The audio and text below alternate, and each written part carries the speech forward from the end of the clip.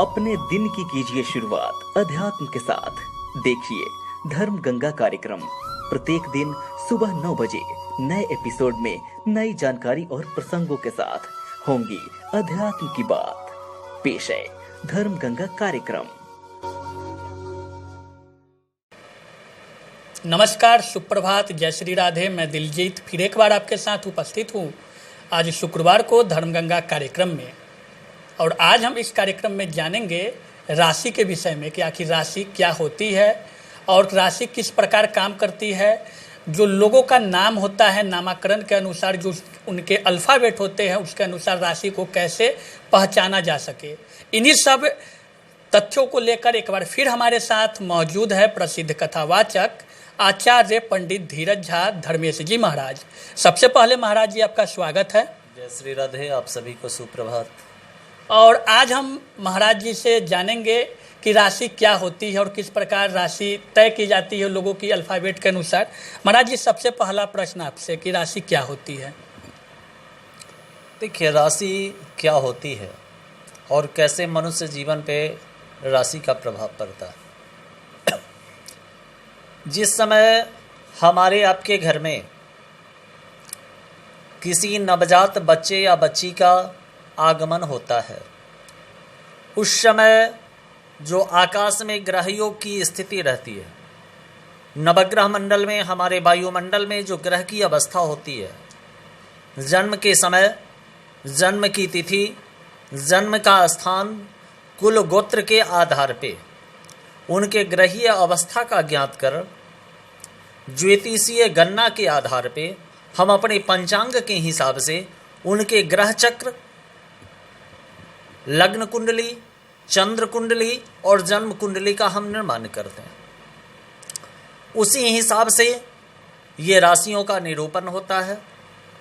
कुल 12 राशियां और 9 ग्रह मुख्य रूप से हमारे भारतीय ज्योतिष में विद्यमान है।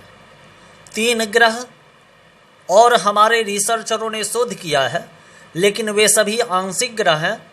9 ग्रह में राहु और केतु ये 2 छाया ग्रह है, किंतु उनका प्रभाव पड़ता है।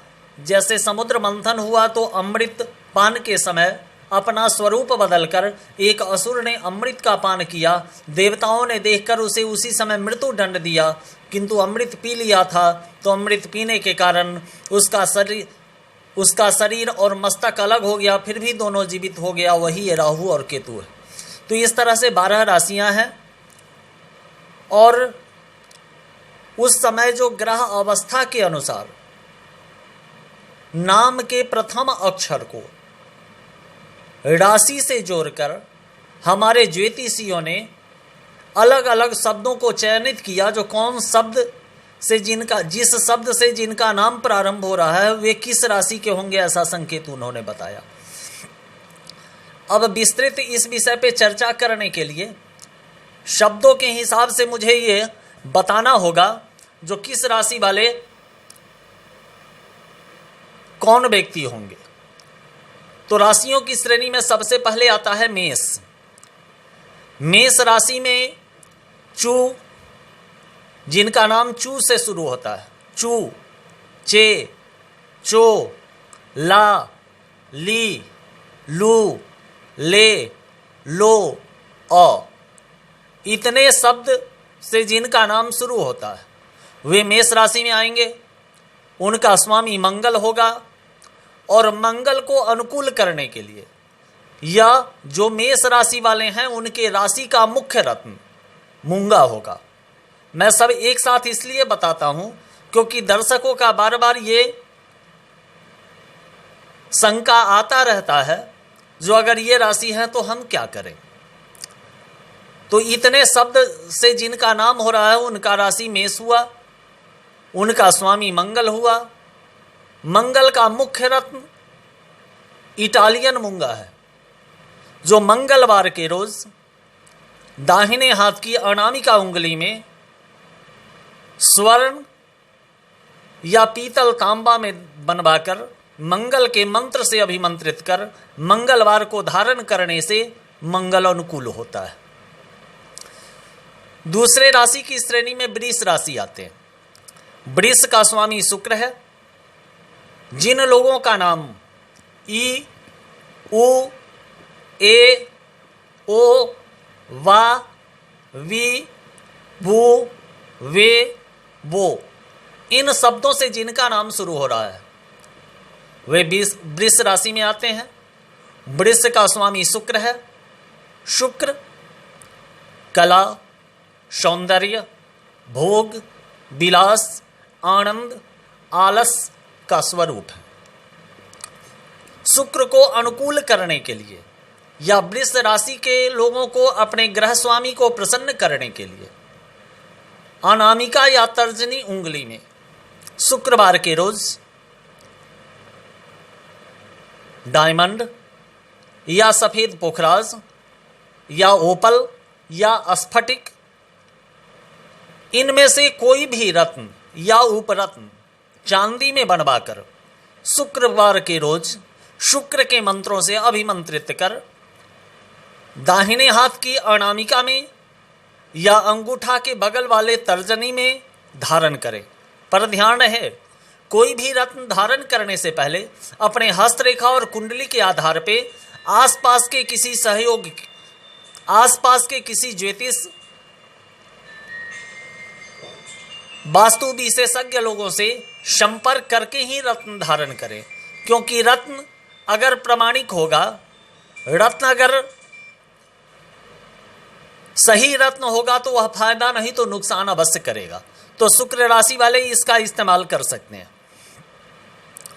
उसके बाद राशियों की श्रेणी में तीसरा ग्रह, तीसरी राशि मिथुन राशि आती है। मिथुन राशि के स्वामी बुध हैं। मिथुन राशि वाले जिनका नाम का प्रथम अक्षर का, की, कु, के, घ, अंग, छ, के, को, का से शुरू होता है, इनका राशि मिथुन हुआ।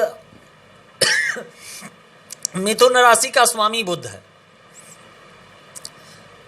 बुध स्त्री और पुरुष दोनों गुणों का प्रधान है। यह समझौता का स्वरूप है। मिथुन राशि द्विस्वाभाविक ग्रह है। स्त्री और पुरुष दोनों का गुण समावेश है। जिनका बुध उत्तम अवस्था में होता है उनका व्यवसाय, उनके यहाँ धन, उनका कारोबार, उनके यहाँ चल अचल संपत्ति भरपूर मात्रा में पाया जाता है। बुध को अनुकूल करने के लिए अपने दाहिने हाथ की कानी उंगली, सबसे छोटी उंगली, कनिष्ठा उंगली या लिटिल फिंगर में उत्तम पन्ना लेकर सोने में बनवाकर बुध के मंत्र से अभिमंत्रित कर कनिष्ठा उंगली में धारण करें।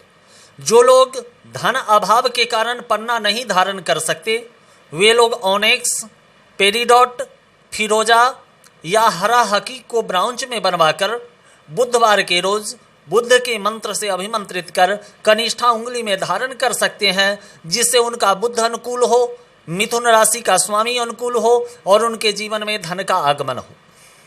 चौथे ग्रह की अवस्था में कर्क राशि आता है। कर्क राशि के स्वामी चंद्रमा है। चंद्रमा का रंग सफेद है, सफेद प्रधान चंद्रमा है।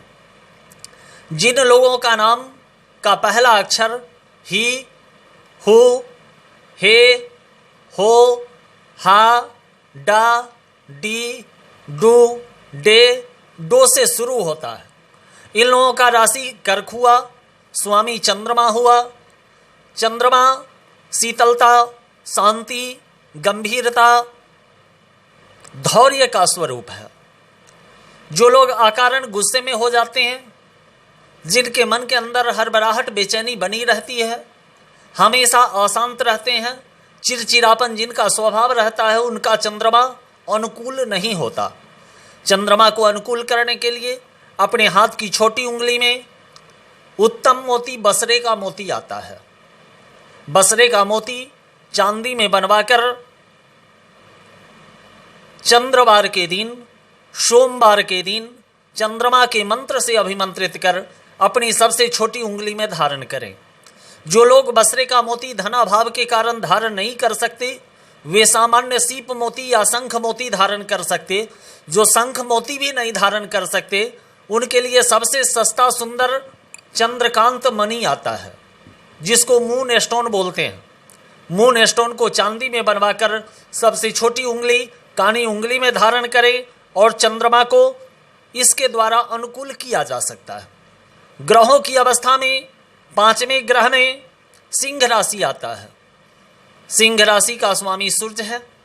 सूर्य विद्या, बुद्धि, ऊर्जा, कार्य करने की क्षमता का प्रतिनिधित्व करता है।